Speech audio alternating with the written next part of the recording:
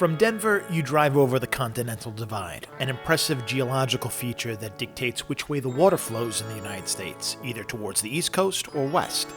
After which, you immediately start to see an amazing change of scenery, as tears in evergreen firs reveal bright yellow trees, and you know that you have arrived in its namesake, Aspen, Colorado. Aspen is an art-focused town, so a trip to the Anderson Ranch Art Center is kind of a must. Founded in 1966, this 5-acre ranch hosts some of the most prestigious art internships in the world, offering hundreds of courses in intensive artistic endeavors. Visitors are welcome to tour the ranch to see their rotating exhibitions and facilities, or have lunch in their world-class cafe. Now, coming down from the Snowmass area into town, we stop to check into our hotel, The Meadows.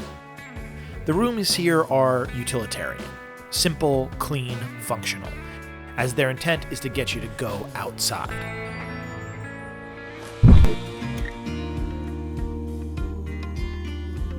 The Meadows, you see, isn't so much as a hotel as a mental space. Designed by artist Herbert Bayer, The Meadows is a cultural space based on the principles of Bauhaus design, where mind, body, and spirit come together as one. Here, everything was designed to get you moving, get you talking. We have artworks throughout our entire campus. We have 3 galleries on campus. Your rooms have a tremendous art focus as well. This piece is called Grass Mound. It was done in 1955, and it's considered the first earthwork. So we have art historians from all over the world who come to see just this specific piece. Remember that the entire intent of this campus is the exchange of ideas. So all of the artworks that he created, all of these earthworks, were just to facilitate conversation. Colors are intended to spur imagination. The art you find built into the property is meant to be experienced, walked through, and climbed upon. With a health club, world-class restaurant, and 2 art galleries, it is a very unique place to stay.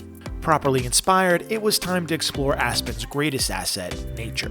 So we made our ascent to the famed Maroon Bells mountain range, which you can do so by car, or you can take a mountain bike. Not just a mountain bike, an e-mountain bike. Yeah, an e-mountain bike, which can easily be rented at the base of the mountain. And within minutes, you can find yourself barely pedaling up some of the most absolutely beautiful country you've ever seen. Could be worse. While you'd be hard-pressed to stop often and take snaps of the insane colors that pour down off the mountain, the main event will simply blow your mind. At the apex, you'll find the base of the Maroon Bells, a ridge so perfectly framed by its valley, it looks like it was etched out of the sky by hand. While this hour-long trek will certainly amaze you, downtown Aspen has its own natural beauty that's nothing to sneeze at. John Denver Park is a stunning place, perfect for a picnic, or to meander through its winding trails reading inspiring sayings etched into the rocks. Perhaps most fascinating is that this is actually a water treatment plant, if you can believe it, and by far the most beautiful one that I've ever seen, complete with these absolutely regulation height basketball courts to play in. Aspen! Venturing into town, walking down cobbled streets, it's easy to fall in love with Aspen's charm.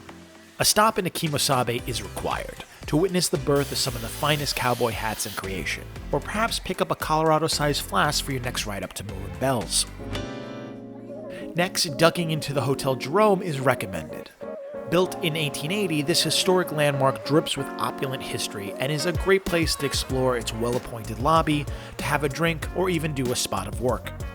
Don't forget to check out their prized original Adam Sandler Waterboy film poster located in the lobby. H2O! Water sucks! Outside, the fun continues, in a patio scene that looks like a Renoir painting.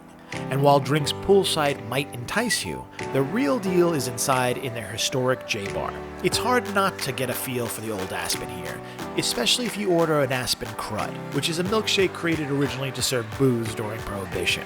If old-timey lactose long drinks aren't your thing, you could check out Jimmy's for their world-famous espresso martini, or go where the locals go and hit up the Red Onion for $10 pitchers of Coors, which is considered a local beer here.